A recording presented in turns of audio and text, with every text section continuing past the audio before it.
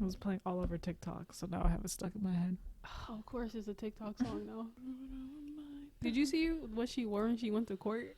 Her outfit, the wig, and I was like, "Geez, okay, I see you." Doing what she has to do to get her music out there. She had a court wig and everything. That was so funny. Is it recording? Yes. Okay. We are recording. Do I sound loud to anybody? No, it's not loud. Well, let me pull your notes up, actually. No, that's my review guide. I have both of them up. I have hers and... So how are we doing out in these Corona streets? I don't know. I mean, I only stay home, so exactly. Like for the people who are already homebodies, this is like okay. Oh, it's really nothing. Me and my mom and my mom was like, we are already self-quarantined. We're not worried. Like social distancing already. There's this TikTok sound that's like, I'm actually the president of the company, and now I saw a TikTok thing where it was like, please keep our home, and it's like homebodies. I am actually president of the company. Homebodies.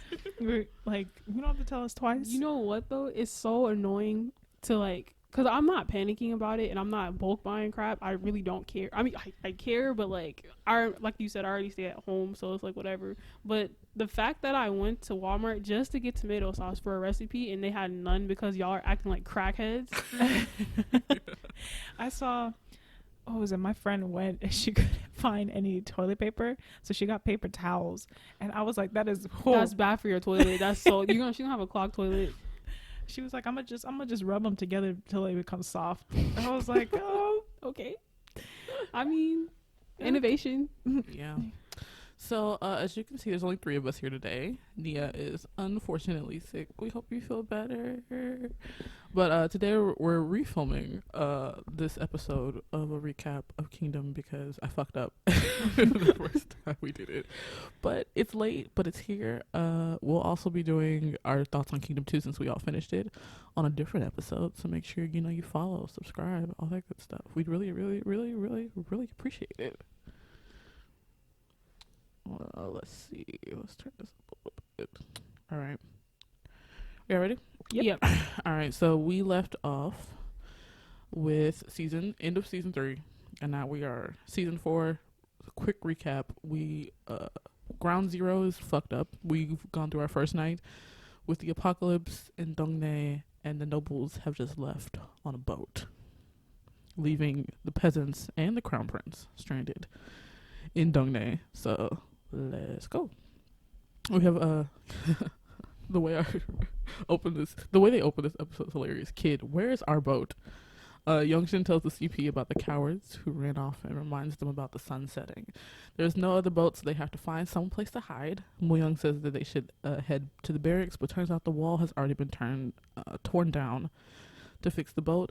Sobi suggests they head back to the hospital. The crown prince agrees. The able will walk and everybody else rides on carts. Everyone gets to step in and works together. Because that's what we have to do out here. We cut to the group getting close to the hospital when a girl falls over and spots some zombies hiding under the rocks. Quickly, everyone realizes they are surrounded and decided to run for the hospital before the sun sets. Instead of running with the crowd in front, the crown prince turns back to help the citizens push the carts. The majority of all the groups make it to the hospital before the sun fully sets, but the carts are still far behind. One of the carts gets stuck in a ditch. Again, instead of running, our crown prince turns back to help. Buyong tries to get him to leave, but he refuses. I am different. The people who abandoned them. I am different from the Haewon Cho clan. I will never abandon these people. Ah! Okay, I feel like he needed a round of applause. With his inspirational words, the crown prince pushes the carts out of the ditch. With the help of other people, not by himself. He's not that strong. Pushes the cart out of the ditch. Make a dash for the hospital just as the zombies wake up. The zombies are very fast, as we can see in the scene. The first wagon gets to the hospital safely, and Sobi keeps the doors open waiting for the second one. A few zombies try to block the path, but they get run over. Youngshin picks up a gun that's fallen from a fallen soldier and starts sniping zombies' heads. The second wagon barely makes it safely, with only one death so far. The survivors quickly block the door and pile shit up in front of the door. Crown Prince gives orders to put the children and the elderly in the shelter, and anyone who can fight can pick up a weapon. We love a non-sexist king. So now we cut to the boat, where the nobles and the shitheads are eating peacefully and trying to figure out. It'll take 2 days for them to arrive at Sangju, the second largest city in the country. The boat is filled with soldiers, so don't be worried. I'm sorry, I didn't know they were zombie proof. Thumping sounds can be heard on the deck. We cut to the source. It's the chest that the noble mother was standing in front of at the end of episode 3. It's moving by itself. Suddenly we see noble mother standing in front of the box saying, "My son," as she unlocks it. This is what y'all pussy ass bitches get. Cut to the nobles on the deck looking down to the storage where the zombie pops out of nowhere and chaos ensues. Just there were so many bad decisions made. It's what they deserve. It's truly what they deserve, though. She literally got the zombies off that little area, the piece of land, and now they're everywhere. Yeah, now they're on boats and on water too. Like, there's nowhere for you to escape to. Nah, we're stuck. We're back at the hospital where the horde is trying to break in to get to the survivors. Everyone is waiting for the doors to break at any moment. We cut back to the boat, whose sail has blood on it, and the sun is rising. We have survived another night. The crown prince, who is sitting alone, clutching his shaking hands, is interrupted by Muyang, who asks him to step outside for a moment. The survivors thank him for saving them with a grand bow. Well, everyone besides Youngshin. The crown prince is awkward about it and commands Muyang to get everyone's wounds treated and give them food. Youngshin makes the kids a soccer ball out of wicker, and we are seemingly giving a normal moment among the chaos. The crown prince asks Muyang is that all the food the citizens have to eat, and Muyang explains that even the scraps that they are eating is hard to find between the wars and the taxes. Suddenly, the wicker soccer ball hits the crown prince in his side, and and the crown prince commands Muyang to call the kids over. The children, scared and crying, admit to their sin of hitting royalty and are ready to take their punishment. Jerky. The crown prince gives each child a piece of jerky that they've never seen before. The crown prince hands them back their ball, and the children run off to play. He then commands Muyang to give them a rest of the jerky to the survivors. Also, during this scene, if you watch Youngshin, he was ready to snipe them. He was cleaning the gun. I was like, oh, he's ready to kill this man. Why he was waiting for him to hit one of the children or something so he could just go ahead and shoot him. All right.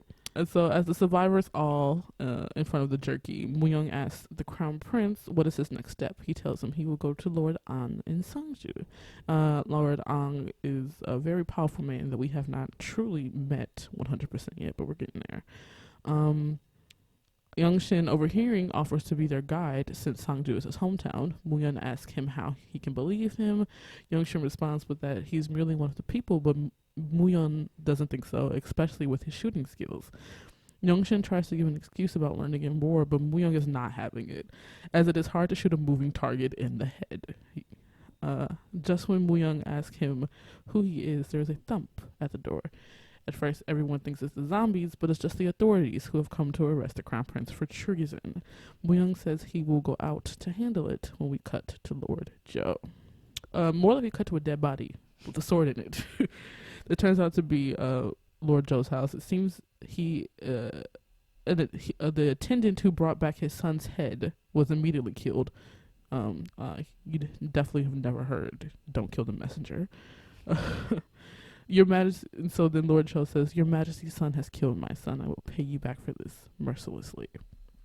Now we're back at Dongne Hospital, where the guards who have come to arrest the crown prince start firing arrows into the hospital courtyard. Several citizens get shot as they run from arrows.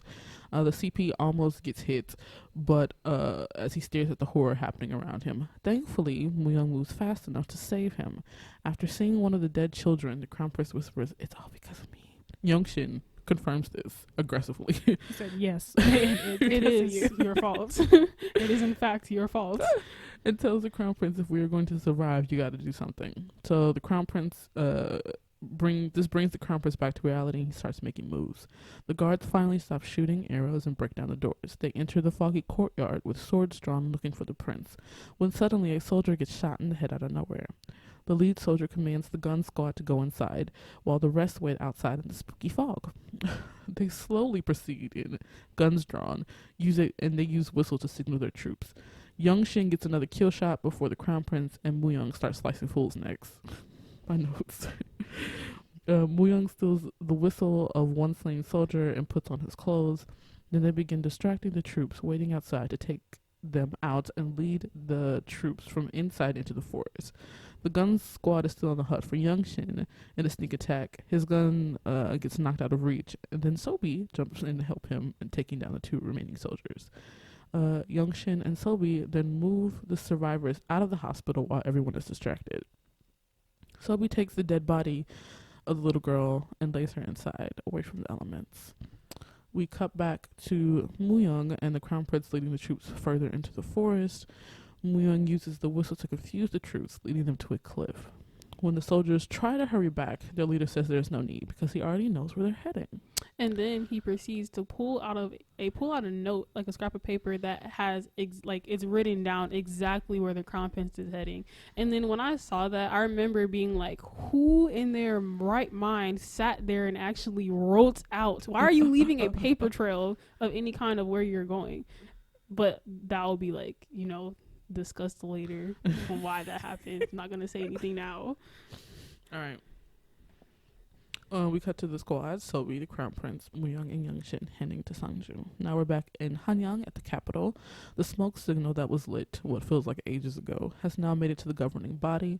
The head scholar decides that he must see the king since the nation is falling into peril. He goes straight to the king's palace, and several ministers follow suit. Of course, the guards don't let him in, and even draw swords. Lord Cho shows up and leads them to go see the king. Just as they reach the door... Oh, by the way, the sun is setting. So just as they reach the door, the queen... Just as they reach the door to the king's chamber, wow, okay, the queen shows up. The queen refuses to let them in, even if it's an emergency. Lord Cho tells her to step aside, saying that they can't hide the king's illness any longer. Lord Cho tries to bulldoze his way past the queen, but she yells for the eunuch to escort him out. He continues to challenge her authority by talking to the servants personally, and the ministers enter the bedchamber. Fallout between daughter and father? Maybe not. Lord Cho tells the ministers the king will soon be up. Just sit down and ask them to come closer. He then commands the shades around the king's bedchambers to be lifted. Lord Cho then asks the ministers if they know the reason behind the smoke signal. Of course they don't. Lord Cho says a disease has spread and makes people turn into monsters. Lord Cho also doesn't understand it. I put this in my notes that Lord Cho also doesn't understand the principle of the disease, like the sun versus the temperature, but we'll get into that later. The ministers are then met with the zombie king. Lord Cho asks him if the king is alive, isn't he still the king? Then he tells the other ministers about the scholars and their plot of treason, stating yet again that the zombie in front of them is still the king of Joseon. He commands for the chief scholar's arrest and that the crown prince to be disposed and killed by poison. On what authority? Right.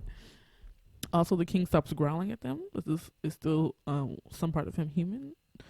I don't know. We never get to that in this season. So we cut to the jails where the chief scholar is being interrogated. We cut back to the queen's quarters where she's questioning her father about his plans, saying that the plans should have been discussed with her before being put into action. Before I am your daughter, I am the mother of this nation.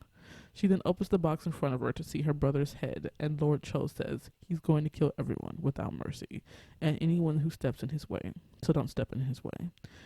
I didn't put you in that seat to block my path. Have a son. It has to be a son. Queen says she will have a son that will inherit the throne instead of her brother. End episode 4. Ooh. We didn't get a lot of action in this one, but this was... It was like a very politically intense episode. It was very politically intense. Alright. Now we're into episode 5. We open on a field somewhere. The squad has stopped to camp for the night. Muyang tries to comfort the crown prince over the lost lives of the survivors, saying it's not his fault. The crown prince says, I want it to be different from those who abandoned the helpless. He doesn't want to be like the other girls. So you were different. That is how I saw it. Sylvie then says she'll go find herbs to tend in the woods by herself in the woods. doesn't make no sense. Like, She it was- doesn't fear anything. No, I guess. If we go talk about reckless and brave, Sobe's Yeah. reckless and brave. Yeah. I don't know if it's bravery or is it just being reckless, but she's one of them. All right, before sitting back, the Crown Prince and Mu Young are sitting by the fire where Crown Prince asks if Youngshin has returned. Mu Young draws the caution to Youngshin's unknown identity once again, but the Crown Prince says we need someone to lead the way, so chill. Mu Young does not chill, and says that the only people in the country with rifle skills like that is the Chaco, or an elite troop that hunt tigers. The troop is elite, so elite that they only look at the skill and not social status, so it's supposedly full of dangerous people who will do anything to stay alive. Then the Crown Prince says they are similar to him with their desire to live. I don't think that's the same thing, but okay. Youngshin then shows up out of nowhere, reporting that there were no soldiers that have followed them, but rumors of Dongnae have spread to other villages and lots of people have already fled. Back in the forest where Sobe is by herself, she hears something and turns around to see a zombie, ? Her screams run through the forest and into the squad who was on her way to save her, and she comes out screaming saying she saw a monster. Note that the show never calls them zombies and only monsters. Sobe runs to hide behind the Crown Prince. The squad waits at the edge of the forest for the monster, only to find out that it was the very much alive, bis-ass magistrate who left them stranded in Dongnae. After This man, I don't know how he survived, but I guess. It's the plot armor. That's all that is. Because the amount of times that he should have died and he didn't, there's no logical way. Like, I'm not gonna say that. That's a spoiler. Never mind. All right. So it's the magistrate who left them in Dongnae. After recognizing who he is, the Crown Prince drop kicks the magistrate in the stomach and steps on his face. With no hesitation. He immediately, as soon as he sees him, just walks up to him and just kicks him. My favorite part of the Crown Prince's character. Mu Young says he isn't even worth killing and asks the magistrate what he is doing here, and he tells them that the disease spread onto the boat and gives the squad the rundown. The Crown Prince asks where the boat is, and to their horror, it's on its way to Sangju, the second largest city in the country. Mu Young tries to calm the group down by saying that the messengers were already sent out to Sangju will be prepared, only for the magistrate to inform them that the only villages near Dongnae were informed. If Sangju falls, then the disease will hit the capital in no time. The Crown Prince decides that they will leave for Sangju right away instead of waiting for daylight. We cut to the cargo ship ominously. You said it right. Oh, okay. Yeah. Floats on the river. The head clerk, who was turned into a zombie, has a staring contest with a pig as the ship crashes into a sand isle. Then we cut back to the squad, who only need to get over one more mountain to reach Sanju. Now we are finally in Sangju. Cut to a normal day in Sangju. A shaman is doing a ritual for commoners. A shaman ritual is being held where commoners gossip about the rumors of headless ghost at night. Then we cut to the burial ground where we saw a few episodes ago. An attendant in mourning clothes informs Lord An the messengers from Dongnae have yet to arrive, so the local government does not know what the smoke signal is about. However, there is a strange rumor about people being undead monsters. This grabs Lord An's attention, and he tells the attendant to get ready. He will be leaving the mountain. Then we cut to a group of scammers selling people talismans that will ward off bad luck. Capitalism. When Lord An is spotted, the citizens make way for his party. He is met by another attendant that tells him he found something peculiar during his inspection that Lord An should see. We cut to the group arriving at the breached ship, who suspect the ship has something to do with the smoke signal. And then we cut to the squad arriving at a village deep in the woods where the smell of grilled meat fills the air. Then we cut back to the cargo ship where Lord An and his men are inspecting the empty boat that is only filled with bloodstains. We cut back to the squad walking into the village to find people basically having a party while roasting a pig in the middle of a famine. Crown Prince asks them where they got the food. They say they just got paid. But after seeing a villager with silk, the magistrate confirms that the villagers have stolen everything off the cargo ship. Crown Prince asks if there was anyone alive on the boat. The villagers answer no and commands. The villagers answer no, and the Crown Prince commands for them to take the squad to where the buried remains are. The Crown Prince says the villagers will be punished less if they lead the way to the bodies. We cut back to Lord Anne and his men finding traces of a wagon at the shipwreck. Then we cut back to a weed field where the villagers are leading the squad to a place where the buried bodies are, but the atmosphere is sus. Then all of a sudden, the villagers stop in the middle of the reeds and say they can't let their children die for their crimes. So if the squad dies, no one will know about their crimes. Crown Prince tries to talk sense into them, but that doesn't work, and guess what? The sun sets. Growls start, and chaos ensues, as usual. Oh shit, here we go again. Like, Literally. If you want to live, raise your weapons and behead them all. The zombies rise and the fight for survival begins. But shit is not looking good for the squad. They are surrounded and there are just too many monsters. Just when shit looks like it's only going to get worse, Lord Anne and his crew show up and save the day as if they haven't encountered the dead before. Yeah, the way they were like killing the zombies, they already knew to cut their heads off and burn them. Why do you already know that? Like, Right. that's really suspicious, but okay. We bring to you How to Kill a Zombie, Sanju Squad Edition. Step 1, shoot their asses with flaming arrows. Step 2, use scythes to cut limbs and heads off bodies. Step 3, use extra long scythes with a fellow comrade to behead zombies. And then all of a sudden, during this fight, the Crown Prince spots Lord Anju, leading us into a flashback. Lord An walks to the back of a palace and calls for the Crown Prince, who says he doesn't want to leave because he doesn't want to die. Lord An, fed up, goes and comforts the small, crying Crown Prince, telling him this is where he shouldn't be. He leads him to the main palace, and at the sight of Lord Cho, the Crown Prince tries to run, but Lord An stops him. Lord An tells the Crown Prince his father has received a stack of appeals to depose him, and that there is no one in the palace to protect him, so he has to protect himself. But he isn't just fighting to keep his life, but fighting against injustice, and the only way to fight injustice is to beat evil and stay alive. That's a lot of strong words for an 8-year-old. Like, did he even like comprehend half of the shit that was being said to him? Alright, we're back in the present. Lord An gets on his knees and greets the Crown Prince, and commands his attendants to do the same. We cut to Lord An's house, where the Crown Prince is showing Lord An Dr. Lee's journal and explaining how the king is dead and how Lord Cho is in power. He then asks Lord An for help since he wants to head to the capital and build the country anew. Instead of giving him an answer, Lord An asks the Crown Prince when was the last time he ate, and says he shouldn't be in such a grungy state, and basically sends him off to bed. We cut to the courtyard where Muyong is waiting for the Crown Prince, and Sophie points out that it is weird that Lord Anne and his servants weren't surprised by the zombies and knew exactly how to fight them. Sophie is the only smart one in this entire drama. Honestly, because she asked the right questions. Nobody else questions anything, but she's the one who's sitting there like, something about this is a little off. I mean, I don't know if it's just me, but This is kind of weird.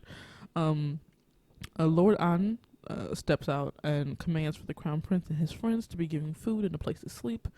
On the way to their quarters, Muyong asks the Crown Prince what Lord An said and responds with, "He hasn't given me a definite answer yet."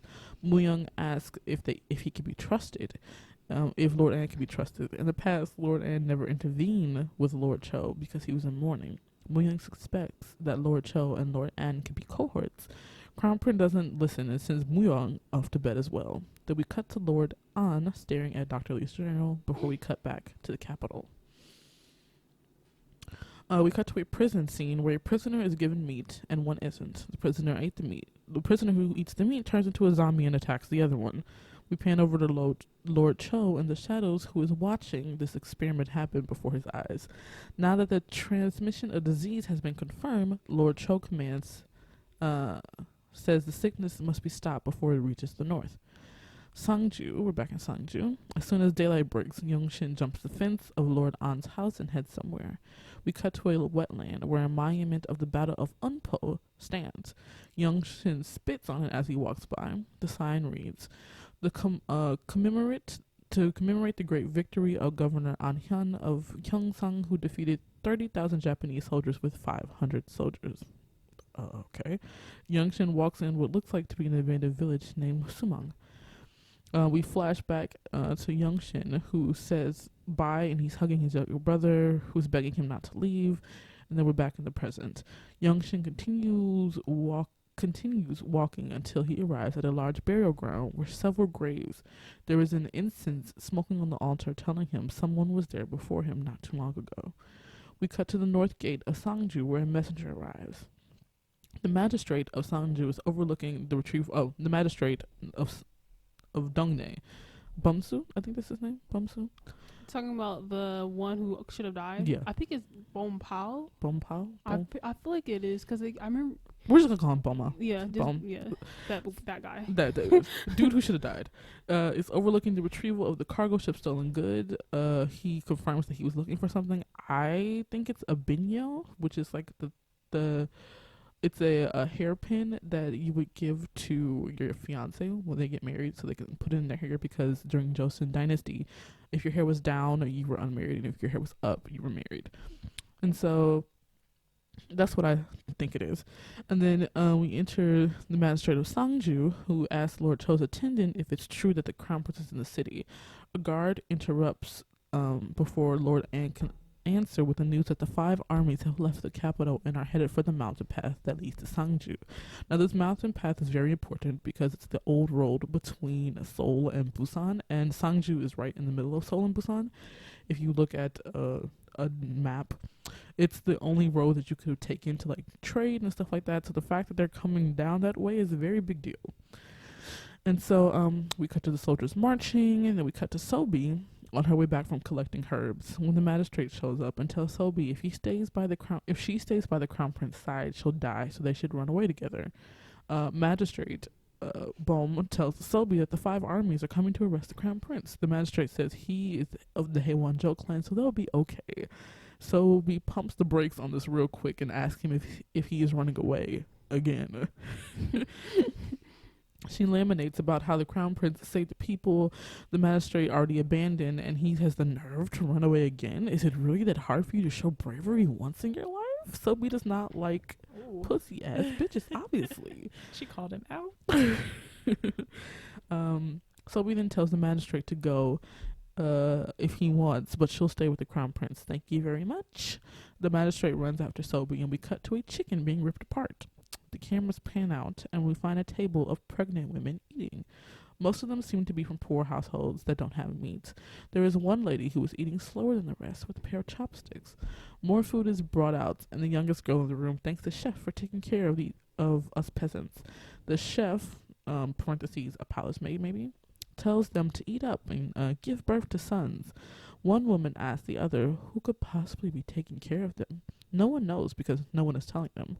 But they do find it odd that someone has gathered widowed pregnant women together out of nowhere. Someone asks the noble-looking lady why she is here, and she says it's because her husband told her to come here.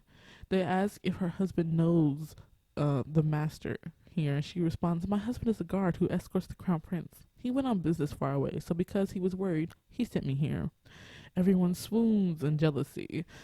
And then we cut to a scene of an empty throne and a dramatic sequence of the king getting prepared for court. Then we cut to the soldiers marching, and then we're back at the assembly hall where Lord Cho reads the Queen's Royal Edict. The king is sick. The crown prince committed treason. A disease is spreading in the country. How is this not a tragedy? I can't ignore your pleas over the empty throne anymore, so I'm gonna take over as Queen Regent. First orders are to eradicate the scary disease in Gyeongsan. The 5 armies will be sent to help. We cut back to Sangju. The magistrate and his people of Sangju are waiting to welcome the 5 armies. As soon as they arrive, they surround the walls and take over all the guard posts. Back at court, Lord Cho continues. From this moment on, all eastern and western Gyeongsan will be sealed off. Back at Sangju, one guard gives orders to seal the gate. Another questions his choice and immediately is sliced through the back with a sword. Out of nowhere.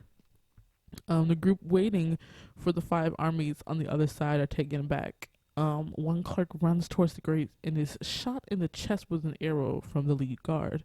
All of the gates and all the roads to Sangju are now closed. The order of the queen ends with a threat that if anyone tries to go in and out of Gyeongsang will be killed. End episode 5. Whew. Oh, God. We're almost there. Not like we're going to get all the answers because this is only season 1, but we're almost there. Oh, my God. Okay. Episode 6. palace. The queen walks up to her father as he stands in front of a pond. The queen says to her father, on par his orders, all the gates have been closed. But does he really plan on giving up the entire region of Gyeongsang? Is she talking about people's lives? No. Of course not. Of course not. Why would you think she was caring about her citizens? Oh my god, this is not what she does. And so she's talking about all the grain and the people give the government as tax. Do you regard power only as the means of coveting money? Her father asked. He says that that's not power. Power is when no one can ask me how many bodies are in this pond. That's power, boo boo. Queen says she'll use the power to protect her father. Pop says, I'm the only one who placed the power in your hands. I'm the one who could take it out. Lord Cho leaves her with the order not to open the gates without his permission. Just as he is leaving, the queen asks him what's he going to do about the very much alive crown prince. Lord Cho says he will kill him with his own hands and walks off. When he said that, I was so confused because you literally just sealed him away, like hundreds of miles away. You sealed him off with gates. So are you going to go through the zombie apocalypse and go find him and kill him? Because I know that's not what you're going to do. You're too lazy to do that. He's too noble to do that. Yeah, like I can't. He's like I can't dirty my hands with foul blood type shit. Oh yeah. Okay. We're back in Sangju. The magistrate of Sangju heads to Lord An's and demands him to hand over the crown prince because the border are closing, and only way to open them up is if they give them the crown prince. Before Lord An can answer, his head servant appears and says, "They have arrived." Lord An takes the Sangju magistrate to see the crown prince. We cut to the crown prince polishing his sword, where Muyang is telling him he can't trust anyone, so they need to leave. Someone from outside his quarters commands for the crown prince to come outside. It's the head palace guard, who thanks Lord An for taking care of their prisoner. The guard moves to arrest the traitor when Lord On. Okay. When Lord asks who the real traitor is, when he is a guard who became Lord Cho's lapdog, who is supposed to be protecting the crown prince and should be executed for breaking the nation's moral values. Side note, the bis what the fuck face from the palace guard is great. It's just perfect.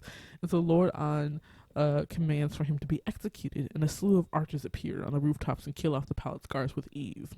We flash back to the first night that the crown prince and the Lord An were talking. The crown prince says there is no time to rest. Lord An says he has to rest. How is he going to fight the chief palace guard? Crown prince asks, what is that supposed to mean? Lord An says that the chief palace guard himself sent a pigeon telling Lord An that the crown prince was on his way to Sangju, and Lord An should lock him up until they arrived. Crown prince says there is no way the chief palace guard could have known he was headed to Sangju.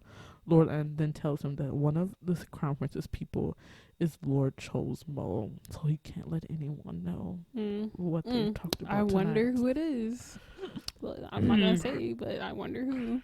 Ooh. Who would do something like that? Oh my god! Think about it really hard, and you'll figure it out. All right, back in the present. The chief palace guard spews some dying words about none of them surviving, even their families. The crown prince takes Muyong's sword out of his hand and finishes the chief palace guard off himself. The Sangju magistrate asks him what he's doing. Does he think Lord Cho will let him get away with this? He will accuse them of treason and turn Sangju into a bloodbath. The crown prince says that Lord Cho has already abandoned Sangju, but and all the east and west regions. The crown prince asks, do you really think all the soldiers here to capture little old me? A servant appears saying they have a big problem. When do y'all not have a big problem? We've gone like 4 days with big problems. Like, alright. So survivors from the affected areas have made it to Sangju, which means they could experience a zombie attack as soon as tonight. Crown Prince says that they must open the gates and let the people in. The magistrate says that they don't have enough food and land, which will cause looting. The Crown Prince asks, so we just want to watch everyone die? Lord An informs the magistrate that if they don't let the people of Sangju, if they don't let them in, the people of Sangju will be even in more danger, so open the gates. The magistrate says, we can't open the gates. At least the people inside must survive. The crown prince says, I bet that's what Lord Cho said, the same thing. The magistrate says, we'll sacrifice for the greater good. The crown prince continues, angry, asking him, "Who are you to decide who to sacrifice?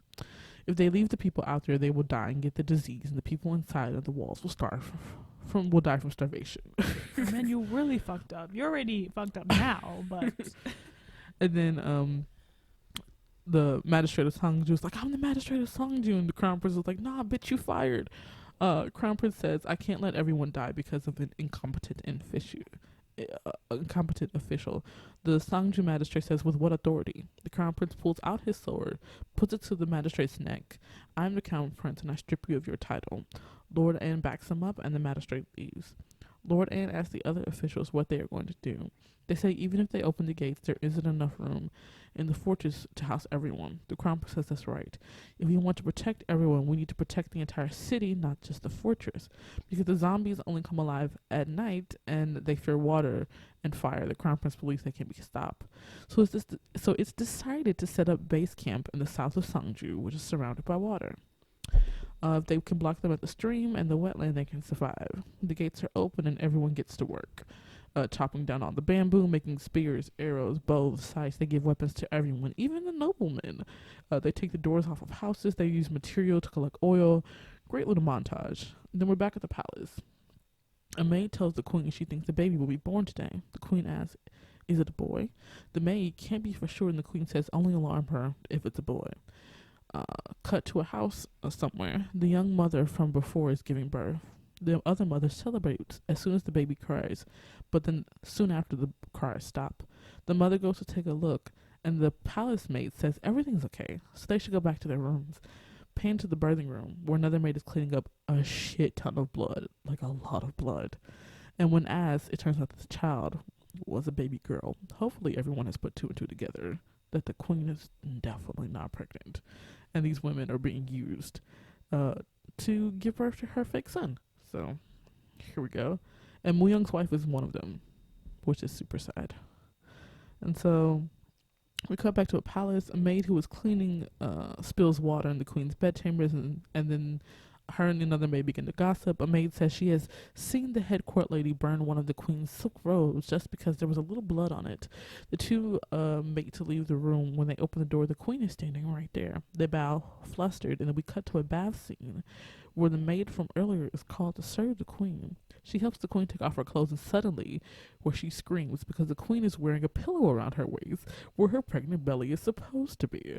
The queen asks, "What do you think? Doesn't my baby look healthy?" The maid immediately falls to her knees and asks for mercy because she's not about to live. Not after that. Yeah, her stomach was like completely flat and toned, like she'd been working out or something like that. So, which also is very interesting to me because people who are royal just ate a bunch of food and sat around all day. yeah, that is true. That is probably true. just used to show like she's really not pregnant. For real, not pregnant. For real. All right. So we're back in Sangju. The magistrate brings Sobi back a bag of weeds instead of herbs that she was looking for. Sobi goes off to gather them herself, and the magistrate follows her. He asks her what is she looking for, and it turns out to be medicine for the crown prince. The magistrate warns Sobi not to go down a specific path because it's dangerous. Sobi asks why, and the magistrate tells her it's because it leads to the haunted Frozen Valley. And of course, she continues with the path, the magistrate in tow. They arrive at the valley where the shaman has boarded off the lake with a protection line. Sophie doesn't hesitate for a moment, crosses the line, takes off her shoes, and enters the water to get to the other side. The magistrate hesitates and follows behind her.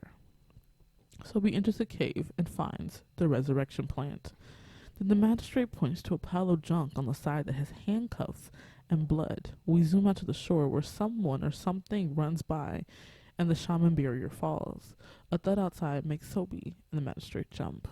We cut to Youngshin teaching the others how to shoot the guns with Lord Anne watching. His servants tell him he used to be a tiger hunter and the child from the Sumang village. Crown Prince shows up and asks the Lord Anne if he knows Youngshin, but he says no. He's obviously lying. Like, obviously lying. Woo-young warns everybody that the sun is setting and that everybody should do the last minute check. Everyone gets into place as the sun ominously sets. Those who went out for recognizance have yet to return. Everyone anxiously waits for the horde to arrive. We cut to Lord Cho arriving at the first gate of Seje, which is the path that leads to Sangju. He asks the general what's going on? And he says Sangju is still safe from the epidemic. A thud is heard in a box chained to a cart that Lord Cho brought with him. Then we cut back to the front lines, where Myung tells the crown prince that the sun will rise in a little while. Suddenly a horse arrives, without its rider, back to Sangju.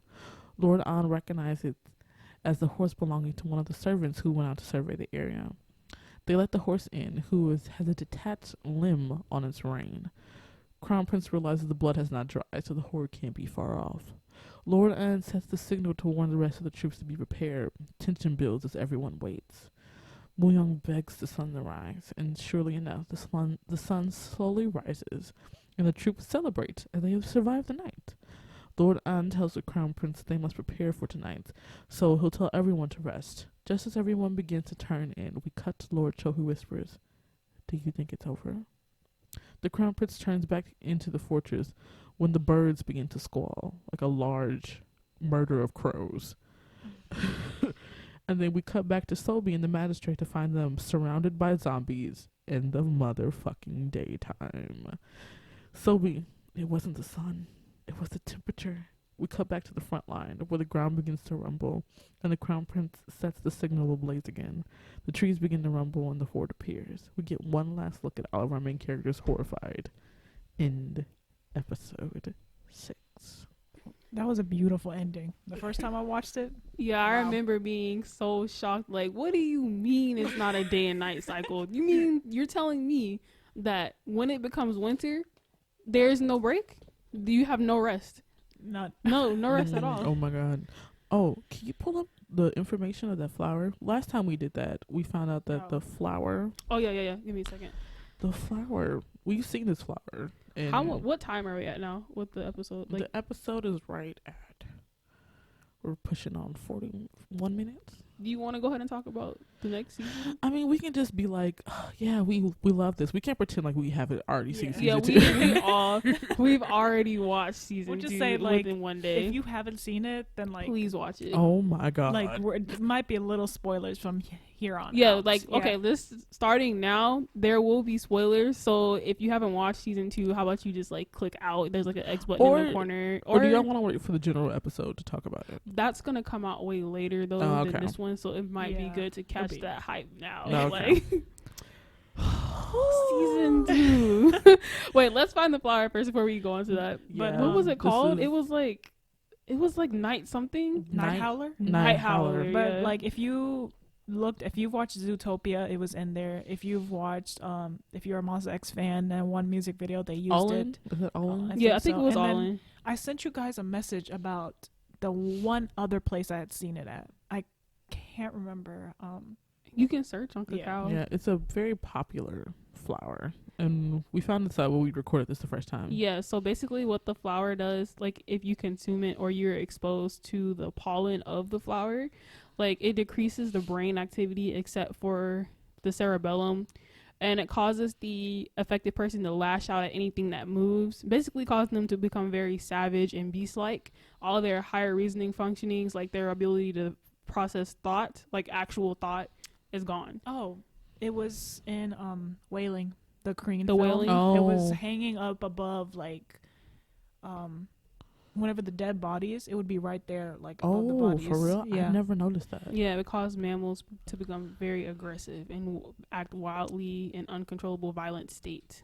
Yeah, that's why I thought when, if you remember the scene where the ministers have to come to greet the king and the king stops yelling at them as they leave, I thought that maybe he still had some kind of function. Yeah, he could still happening. think a little bit. Yeah, so this flower has definitely been used before. This is kind of crazy because, like, season 2, let's just go ahead. Spoilers. Don't, if you have not watched season 2. Click the X. We wipe love out you- the app. right? Get out. Thank you for listening. Please share with us. But Jesus Christ. Season 2. Where do we even begin? I don't know Um, where to begin. The first episode, I tweeted about this. I was like, the first episode I was sad. The second episode I was sad and furious. I was furious. The third episode I was sad and furious and flabbergasted. And then by fourth, fifth, and sixth, I was just on pins and needles. Just, This season felt way more intense than the It last does. one. It does. It's just I way more will intense. say that I feel like this season, from the beginning, the enemy was never really the zombies. Yeah. It was a Haemon Cho clan, but you really noticed that in this season. Yeah. Because she literally set those up. Well, she didn't. Right. Her Okay, so little like, helper did. so the first episode, it's devastating, right? We're running from the horde. The shit's The happening. sense of hopelessness Right. that you get, like in the first 10 minutes. It's like we're just dumbfounded. We're just like, what the fuck? How do we survive this Yeah, if there's because no the day and season night literally cycle? starts off picking back up where season 1 ended, where they realized that in the daytime the zombies are still coming to get them. They didn't get no break. They didn't sleep the night before, and mind you, they got water to put out all the little fire rings they set up, and so they can't light it back up. So now they're just trapped and about to die, and all the zombies are coming, and like literally they're really about to die. Like at that point, if I was there, I would have jumped in the water and been like, well, you know, God got me. God got me. When they show the horde coming, like the crown prince watching the horde coming up, I was like, I would have killed myself then. His face, like you could just see it on his face. He's just like, what should I live? Like, do I continue? Where do we go from here? I've told y'all many times, like I would not live in this situation. Yeah, like what do you do? Like if you were truly in, like let's say you woke up in the body of a farmer in Kingdom, what would you do? What can you do? You I don't can't. know. You can't do can't. anything. You You just can't. I would die. And then so we go through that, right? And so we survive. Some fucking how we survive. We lose people along the way, right? And so then we get to episode 2. And we oh my God. We're trying to get food. When the food shed burnt down. I knew that was gonna happen. So like in episode 2, I forgot. You know, I didn't watch the season again, but We really they can't. kept- We when I tell you, we just got done finished it. We finished it last night. So Yeah, this all of review us is basically. not going to be. It's not a coherent. recap. It's literally just a Right. review. We'll do a recap eventually of season 2. But like this is just like us watching it and being like, what the fuck? Yeah, so like in the episode, they kept like hyper focusing on the either that was rice or wheat. It was some kind of food, and they kept zooming into it. And I'm like, something's gonna happen that's gonna make me mad. And then give it 5 minutes, and somehow the whole food storage warehouse is on fire. It's like The Sims when like your character, you leave them alone for 5 seconds and they're cooking, and then suddenly you pan the camera back and the entire house is on fire. Like when I tell you that this is not just a small, like the whole It's- shit's burnt down. Oh, it's bad. It's like a really bad fire. Like, And so now we extremely have to bad. figure out. So mind you, we're in a citadel, which means we're surrounded by zombies, and the only way to get out is through this fucking sewer system. And so I'm sitting here like, so now we have to have people distracting the zombies while the other crew runs out in the middle of the fucking night to get to where food is. And then they get back, and then we had like the cannons, and then when I tell you the anxiety I had watching them bring the food back to the citadel.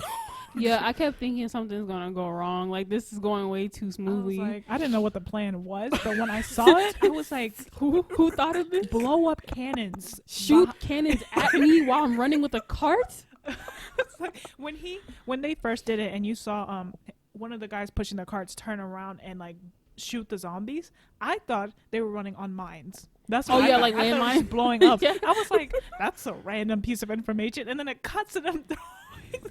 The cannons. I was like, I don't know which one's worse, because if it had been mines, how did they not get blown up? Would have been Yeah, their that's foot my would have been first blown thought, off but- already. It was just, it's wild. And so what happens after that? Then we have this whole plan for the Crown Prince and a small elite force to go get Lord Joe. So you remember that box that we just talked about that Lord Joe brought with him to Sangju? Guess who was in that goddamn box? The fucking king. And so Lord Joe basically lures the Crown Prince and his friends into his camp, lets the king loose. The Crown Prince goes in there, and he has to behead his father. Meanwhile, he's having flashbacks of when he was a child speaking to his Oh father my and all the God. moments they had together and stuff like that. And his father, you know, that same line, you have to survive no matter what. And so it's just heartbreaking to see that. It's honestly, it's He so fucking beheads sad. his father and then Lord Joe. Jonah, he was so creepy. Like literally, he sat there with the straightest face, looked at the dead body, and then Jonah and starts crying. Oh yeah, we forgot before that Lord On gets shot to death, like a Oh boys my in the God. hood type situation. I was so confused. My God. They were just like- Oh my God. When I tell you that I was on the verge of tears, I was like, I was upset. Did was you not like Lord On? Did you not hear them planning? They literally dead ass said shoot him. Like, did you not hear that? Do you not run away? I don't think he gave a fuck. He was just like, I'm gonna die here. But he already knew that was gonna happen. But he's like, I have to get to the crown prince, because if he didn't tell the crown prince it's not your fault, I feel like Chan would have had a whole fucking breakdown. Yeah, he would have. He's like, I just beheaded my goddamn father. And so then we're suddenly, all of a sudden, this episode, I don't know, this is episode 3, where we all of a sudden forget that we're in the middle of a zombie apocalypse, because we're dealing with all this political shit, right? Yeah. So the crown prince is locked up. Sobe's out here with the magistrate because he's part of he's the only living male heir of the Haywon. Yeah, because Lord Joe's son, remember, he got killed by the crown prince. That is hilarious to me. And so then we're just like, wow, we really forgot that zombies were a thing. And then all of a fucking sudden, you start hearing zombies. I'm like, oh shit, what happened? And you see this flag, right? This tattered flag coming out of nowhere. People screaming and dying. Then all of a fucking sudden, Lord Ann, as a fucking zombie, comes out of nowhere. When I tell y'all, I had to pause the screen. I paused the screen and sat there for 5 minutes. Like, when I saw the flag, bro, I was like, when I saw the flag, I was like, is there like a new type of zombie, like a new elite, like ultra strong zombie? And then when I saw his face, I was like, yo, what? They did what? What? Did he just come back to life out of nowhere? Is he like a demon now or something? BTW, Sobe has the resurrection flower with her. Yeah, the whole time. She has the resurrection, because her and Magistrate Bone, they somehow climb the fucking frozen waterfall. Yeah. And get out of there. And when I saw him, I was like, holy shit. And then he does one of my favorite things that happened this entire season. And first of all, everybody is fucking dumbfounded, because no one in this camp knows that there's monsters. They just know that there's a plague. There's a disease happening. Yeah. And so first of all, his makeup is just so great. He looks so badass. And he like comes past all the soldiers. Just bum rushes everybody. And he bites Lord Cho's face and rips off his ear. And I was, oh my god, it was great. I was so disgusted. I was just like, I loved disgusting. it. I like, loved it. They showed you him like rip the skin and everything off. I will say this season 2 was a lot more gory it than was last definitely season, more bloody, because there was like, this is like jumping ahead, but in the last episode there was a scene of one of the people in the palace getting their tongue torn out by a zombie. I was like, is that necessary? The whole throwing up of blood. Yeah, in his mouth, they were throwing blood in his mouth. I was like, that was a little. It was a bit much. I mentally, like, in my head when he threw the spear basically into that zombie's butt. Oh yeah, and then kicked stepped it through. it. I was like, whoa. Oh yeah, young shit. We were getting a little GTA. Yeah, that was like, that's not even what video game. That's some Castlevania type violence. Like, I don't know, bro. It was a lot. It was a whole lot. All right. So then after this, and then of course the crown prince has to behead Lord Ann, because we can't just have a zombie running around. Yeah. And so Lord Cho is sitting on the ground bleeding. And first of all, Lord the magistrate, whatever his name, Bum something.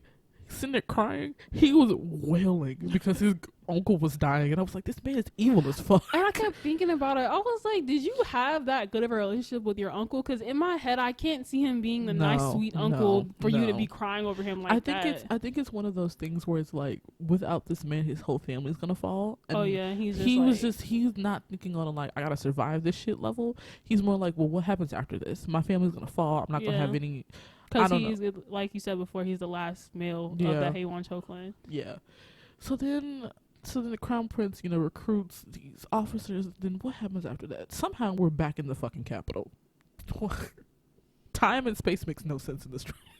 There was a lot of points where I was just like, how did you get here in the amount of time that you got there? It doesn't make sense. Y'all don't have cars and y'all don't have planes. Unless y'all are teleporting, it doesn't make sense. So, but at this point, we find out that 3 years ago, Lord Ann and Lord Cho, Lord Ann discovered the resurrection plant, and this is when they were fighting Japan. So that little commemorate thing that said that we had 500 soldiers, we beat 30,000 Japanese soldiers. No, that was bullshit. So what happened is Lord Ann finds out about the resurrection plant and tells Lord Cho finds out about the resurrection plant, tells Lord Ann, we can just turn a bunch of peasants into these monsters and defeat the Japanese. When I learned about that, I was furious as fuck. I was so mad. I hate the rich so much. I hate them so much. They killed Yongshin's entire village, including his brother, turned them into fucking zombies, and then sent them on Let the them Japanese. loose on the Japanese base camp. It was a really cool scene to watch though, because I think in the beginning of the episode they started The rewinding, episode yes. Yeah, Yeah, it started that was- off with them rewinding cool. what That was happened. the filming technique has evolved, which makes the show even greater. Yeah, Because yeah. when I was watching it, I was like, "This is cool as fuck." Yeah, there was a lot of moments like that where I was like, wow. Also, like, the dude who was playing the Japanese commander in his armor, Oh, looked his huge armor? as fuck. Yeah, the armor was like on some He other looked like shit, a bro. fucking This is Titan like or some shit. I was like, why is he so big? I don't know how to describe this armor. There's a word for it that I just can't like remember It's right now, gregarious. but it's like it's like super there is huge. literally I don't know. Just look at just watch it. You'll see what I'm talking about. It's like very extravagant armor. Yeah, yeah, it's like but- traditional Japanese warrior samurai armor. armor. And so then we're in the capital, and there is a whole crew of officials who are find these dead bodies of women washed up in the lake. And so we're kind of getting these hidden clues about the pregnant women in the house and how it's connected to the queen. And then, because the queen finds out that there's officials looking into it, they decide they're going to move all of the dead bodies of these women in these plankins. And as they're running from the officials who are trying to catch them, the plankin falls to the ground. It opens up, and there's just like 4 dead women Yeah, and babies. tangled in. When I tell you, I was like, this woman could burn to death, and it would not be a gruesome enough death. Like, when they showed you the babies and like the fetus, I was like, oh my god, I hate this woman so much. Okay, talking about babies, the transition. Okay, when the son was born, and at the very last episode, the baby Solby was holding, as the crown prince was walking, was like, this was supposed to be for me, and he's like, you need to walk out, and she brings a baby. Do you remember how they looked? The difference between the baby then and then the baby? And all the hair it had on the head. It had a first of full all, head of hair. It was an older baby. Yeah. On top of that, I was like, I understand there are complications with getting like children in shows like these, Yeah. but I was like, okay. That was just wild. And so then we get to we're in the palace. First of all, Sophie saves Lord Cho, which was wild as fuck. She saves him. She figures out that it's not the resurrection plant, it's the eggs under the resurrection plant that leads to these worms to get into the body. When they finally explained all that, I was like, that makes sense. There was a lot of theories on Reddit too when season 1 came out about the zombies, like how they formed, and people were right. Like they hit it right on the head. But also, I found out that this entire show is not based off a book; it's based off a webcomic. It's based off a webcomic. But it can't be found anywhere all of a sudden. I searched it. Yeah, I Me searched too. too Oh, yesterday. Netflix was like, take that shit down. They're Take like, it down. remove it. And Get people are rid of like, it. yeah, it's literally difficult. You cannot find this thing Anywhere. anymore. It's I was it's like, suddenly gone. Yeah. Netflix was like, ooh, nah. Yeah, that's the whole plot. Right? And so then, oh my god. And so she saves Lord Cho. Lord Cho decides he's going to kill everybody. Everybody. The people who helped him, the 5 armies, he's going to kill everybody. And so we're back to all this political shit, right? And so the show does a really good job of making you forget we are in the middle of a fucking zombie apocalypse. The crown prince and his people break into the capital, all that stuff. We get to the, he done took over, the queen kills her own father, poisons him. That Yeah, was so funny. what happens is like the magistrate Bon Paul convinces his uncle Lord Joe to let Solby be the physician for the queen, because somebody, I forgot who, no, was it Yongshin who grabbed her when she was in the Yeah. village and told her that Yeah. she needs to get close to the queen. Yeah. And yeah, so this scene was kind of funny to me, but Solby and Lord Joe go to the queen's like palace, and he like forces her to check the queen's pulse to see to basically verify if the baby was hers or not, because I'm pretty sure when he was sick he overheard Solby and Talking about so another Yeah. thing, when they were in Sangju, the magistrate was looking over all the stuff that was stolen, and they were retrieving it, and I thought he was like getting like this present for Sobi, but it's not. It's a herb that helps women who have had miscarriages, with blood clots. with blood clots and things Yeah. like that. And so he shows the herb to Sobi, and Sobi was like, what the fuck do you mean the queen is drinking this? She can't, she's pregnant. Yeah, and so like Lord Joe goes in, and of course, Sophie checks the queen's pulse. It's not high like it's supposed to be. It's considering she just had a baby, so it's not high. So that obviously means that she was not pregnant. Lord Cho finds out he's angry. Meanwhile, during all this, the queen is serving him tea very suspiciously. She's drank it. Yeah, and she's having it. flashbacks about her conversation her brother has, and the brother was like, "What are you gonna do if father finds out?" And then she's like, "Well, we shouldn't tell him." Yeah, we see Lord Cho get up, and he's like, he's like angry with her. I forgot what he says, but he suddenly starts coughing, and I'm like, "What? You just poisoned him?" Because her even if this was like to get the crown, her having a child, her bringing a child that is not of Haewon Joe blood is against Lord Joe's entire character. Yeah. So that on top of her disobeying him he was not having it. And then he slowly walks away from the room and he just dies. he was insulting her the whole time, right. Like, you childless dowager, and I was like, dang, like, that's your daughter. But he didn't care, and so he falls over, coughs up blood, and dies. Meanwhile, the whole time he's dying, she's sitting there with the teapot in her hand, just pouring, just showing him, I didn't drink it, but you did, haha. And then Sophie's sitting there in the corner cowering because she's like, the fuck did I just watch? She's like, oh, I shouldn't have came here. Right.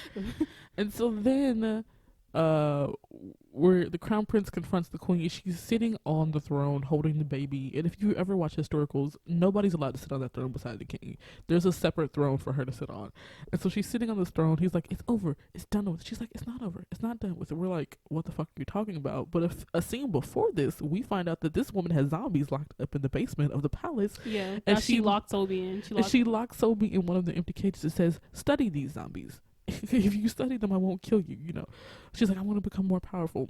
And so everybody is on the crown prince side. People who were working for the Haewon Joe clan, all of those. Especially when the officials and the scholars find out that this child might not be the king's. Mm-hmm. Everybody's on the crown prince side. And so they're going to go get the stamp that basically, it's the signature. The royal seal. The royal seal and all that stuff. And so what happens? The queen's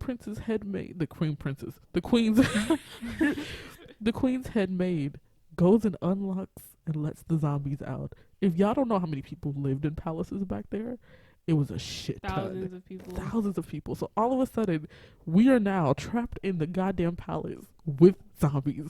And I'm just like, I forgot that we were doing this shit. Here we go again. Another outbreak. Like, this is crazy as fuck. And so, the end of episode 5 and the beginning of episode 6 are the most intense, like, scenes in the world, because, like, the zombies are they're just everywhere. Everyone's turning into zombies and no one knows how to fight them. The queen turns into a zombie, like, she gets bitten too. Oh, my favorite scene is Sobi. When she had the fire blanket? Oh my god, yes. I thought that was so cool. So the zombies finally break into the palace room, right? The walls are basically made out of paper. So of course they yeah. And so Sobi gets the baby who has been bitten by zombies. She grabs the baby. She gets one of the outer coats, puts it ablaze, puts it on herself, and runs out of the crowd. I was like, that's my girl. And so while we're doing this, the amount of people who know how to fight the zombies is like 15. The zombies are like 1,000. And so we're watching these gruesome ass deaths, and then then they finally take a break. They get somewhere. The crown prince is like, we have to figure this out. Now, Sobi has already told the crown prince that the way to get the disease out of people before they turn fully is water. And of course, there's a fucking pond in the palace. So he's like, all right, we have to lead them to the garden. And so now everybody's running on rooftops. This shit is so stressful. It's just so stressful. It's so stressful. And then we finally get to the pond. How you gonna go from stressful to stressful? We went from watching the crown prince almost fucking died because he was by his damn self, and then we get to the pond and then he almost dies again because it's just too many, and we're just like, everybody's gonna die. Yeah, everybody, like, their plan, basically, they set the it's the bodega. They set the bodega on fire to have light so they can see, and so their plan, the pond is frozen over. Their plan is to like put cracks in the ice to get the zombies to fall through the ice and get like the worms out or whatever, but like it's not working. Like, the ice is so thick that they can't get through it. The guns are too slow. They have to keep on loading them, and it takes a long time. And so by the time that they even get halfway through their plan, they're overrun by zombies. Everybody gets bitten, like every single person gets bitten, and the crown prince manages to break through the ice by like this WWE NFL quarterback like linebacker type move, flipping this giant ass Jason Momoa sized zombie and having him crack the ice. But then everybody falls into the ice. Corey's and I'm telling you, bruh, like literally they weren't moving, and I paused it because I was like, maybe Sophie was wrong. It's not the water. And I was so hurt. I was like, dang, they're gonna kill everybody and that's gonna be it. And I for some reason I hadn't checked the time to see how far along in the episode it was. So I thought it was in episode 6, like with them just dying. And I was like, okay. Wow. And so like I paused it, I got up, I paced around my room, I got on YouTube for a second because I was just so depressed. I was like, I can't continue this. And I kept thinking like maybe I should just finish the episode like another day. Like I just can't do this right now. But then I happened to watch it and everything was okay. So yeah, that was that moment right there. I was like, I just kept saying, I was like, worms, all right, come out, let's go, let's move. They're and going to die. But it wouldn't happen. Like the worms were not coming out. The show is really good at hyping up suspense. It's really good at making the person watching it just be like, fuck. It's so we get to this episode, and then of course we just can't end it like this, because it just can't end with the crown prince taking the throne and being happy, because fuck that. And so they go back, they start collecting, somehow they pull out all the bodies in that pond. Yeah. That doesn't make sense to me, but okay. They pull out all of the bodies. There's this whole pile of these name tags of all the people that have died, and I'm just like, sad. And so I'm like, but where the fuck is Sophie and the baby? Because Sophie had, she got out, she hoarded herself into a room. The baby had been bitten by zombies, and so they find the baby and Sophie. She says the baby's not been infected. The crown prince is just like, well, there can't be two of us. My thing is that this man knows that is not the king's son. Yeah. That he knows that that's Muyoung's child. And so, like, in that scene, when he says, like, one of us has to die, it shows him swinging the sword down, but then it cuts to something else. And I'm like, why would you do this? Just show what happens. Like, you don't have to do it like this. Right? And so then we get a skip to the future. The crown prince is 7. He's just been crowned king. The young kid, the baby. So the baby. So he old, didn't kill the baby. The baby lived. At first, you're thinking like, well, maybe the crown prince took the throne, and this is his child getting to be the. That's crown what prince. I thought too. Was like, did he adopt him? But then no. And so then they cut back to the past. It shows you that the crown prince is like, how can I take the throne when I've beheaded my father? Yeah, he reasons with all the people, because the people were like the other officials who lived they came and found him mid conversation with Solby and were like, okay, it's time to make you king. And he's like, no, I can't be the queen or the king. Like, first of all, they can't be two princes. I get that. And then he's like, like, I have all this blood on my hands. I've done all these wrong things. And you have this baby who has done nothing. Who would be the more like honorable prince? And I'm in my head, I'm like, well, you though, because you done saved all these people, so it's you. And then he says like, who does this country need more, me or the baby? And I'm like, you. Like, what these questions that these people be asking? I'm like, y'all don't make sense. It's a very different society then, because like it's when I tell you that it's sacrilegious to kill your own parents. Like a lot of fables in Korean folktales, it's parents killing their children because filial piety is the number one, like one of the biggest things of Confucianism. And a lot of Asian cultures are like that. And so he's just like, I beheaded my father. I've killed my mother. He's like, I can't be king. And I just think he was Jon Snowing it. It was like, fuck this shit. Yeah, he didn't want the power. He's like, I don't want this. Like, I thought about it. I considered it over these past months. I don't want to be king. Also, like, I really wish we had a timeline of how long it's been since the zombie apocalypse started.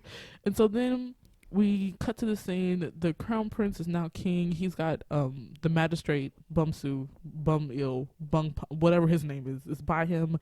He's got like these people that helped 7 years ago are now also officials. They're all officials. Also, randomly, one of his distant ass relatives from an island out of nowhere. Yeah, that's one part we didn't, because this is not a recap, but back in like episode 4 or 5, the crown prince had went to like an island and found one of his distant relatives who was a royal, and it was his uncle, and now he's suddenly in the court. Yeah. So So I guess he was doing that so there's at least somebody from the Yi family. And wait a minute, isn't the guy, the uncle from the court, isn't he the king from 100 Days My Prince? Yes. Yeah, because I like, when I was looking at him, I'm like, you look mad familiar. Yeah, that's We the said actor. cameos. Yeah, a lot of them. see, episode 6 was filled with cameos of like hella famous people. I don't know who these people are, but I just knew they were famous. If from you how they watch showed Korean dramas, there's gonna be little people you don't cameos recognize. left and right. I'm pretty sure there was this one scene of these two villagers, like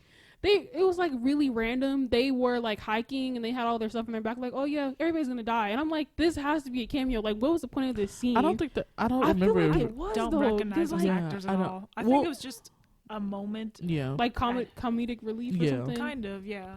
But yeah, And so then we realize that Young Shin is still alive. Young Shin comes to talk to the magistrate and be like, "Hey, yo, so this is What's a book up? Sobi." yeah. Sobi wrote down here all are the these shit she's notes. learning. So we basically, get confirmation about what the disease is. So but yeah, there is still some suspicious shit going on because the flower was just not at the Frozen Valley. It's all over the goddamn we country. also learned during this time that the crown prince did not kill himself. Thank God. He decided to just exile himself and leave. Thank God, because I really thought he killed himself. For a Yeah, second. though in the history books, it's known that he's dead. He died, the queen died, the king died, all from a yeah, mysterious because he plague. had history rewritten, and apparently, like, the only people allowed to read, well, nobody's allowed to read the previous history of the previous. Yeah, so there's sometimes yeah, there's points in history where the government, will not allow anybody yeah, the to know what government, the happened. royal people are decide nobody needs to know what happened here. Yeah, And so then we find out that Sobi and the crown prince and Youngshin are like tag teaming it all around the country to figure out where the fuck this flower came from, how did it get here. They find out that somebody's been selling the flower to peasants and shit. and so teaching them how to revive people. and teaching them how to revive people, which is fucking wild. And so this is basically probably a teaser for season 3. They get to this little really spooky really, really creepy. village, and then there's zombies there, and so then it cuts with a cameo of Jun Ji-hyun, if you know who she is, from My Love from Another Star. And so that's basically it. It's just like it just ends again, and we're just like, we're probably gonna have to wait another year and a half before we get season 3. But yeah, I really enjoyed this season. I don't think it could stand on its own just because you have to watch season 1 to get what season 2 is. Yeah, I do think season 2 has definitely more gore. Season 2 definitely has more action. It's very much more fast paced, I think, than season 1 was. And so I recommend it. It's great. Like, the writing didn't deteriorate, the acting didn't deteriorate. I didn't feel like we were watching unnecessary scenes. There was no filler. It was just like, if they do another season where we expand on this world, I think it'd be cool. Especially since we have a new kind of patient zero in the king, the Yeah. crown prince. Because even though Sobi detoxified him of all the worms, there's a close-up of his face before we end this, and there's actual worms still living in him. yeah. But The he's, crown prince, the baby prince, he was sleeping, and it shows like one of his court people watching him sleep, and like a worm was like crawling towards his brain. but the thing is that he's not acting like a zombie. Yeah. So Yeah. that is weird as fuck. That's really weird as fuck. I really enjoyed it. What about you guys? I thought it was really good. When I finished it, I was just really happy it was only 6 episodes. Oh, if it was bless God. more, I would have been Yeah. a little hurt. It was like I think season 2 was better than season 1, to be honest. Like season 1 Yeah. was good. It was really good, but this season was just like wow. Like after I watched it, I had the urge to watch more Korean dramas. Like honestly, because I was Ooh. like, oh, I need to watch something else after this. Like I'm like on this hype train. Like I saw like Itaewon Prince, but that's not what the vibe I'm looking for. I'm looking for something like this. But it's not- Itaewon Prince?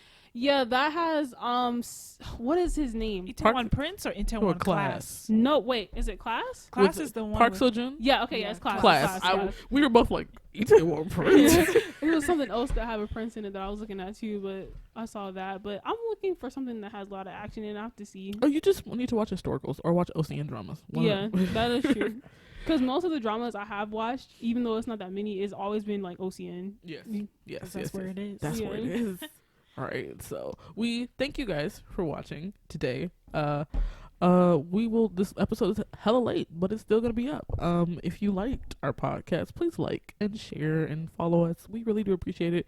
We're going to do more of this, and we'll also within the next few weeks be on like a regular schedule. Yeah. So look forward to that. We're gonna do recaps, but not just K dramas and stuff. A lot of stuff, Korean movies, regular movies, Yes, Netflix books. stuff. I want to do books too.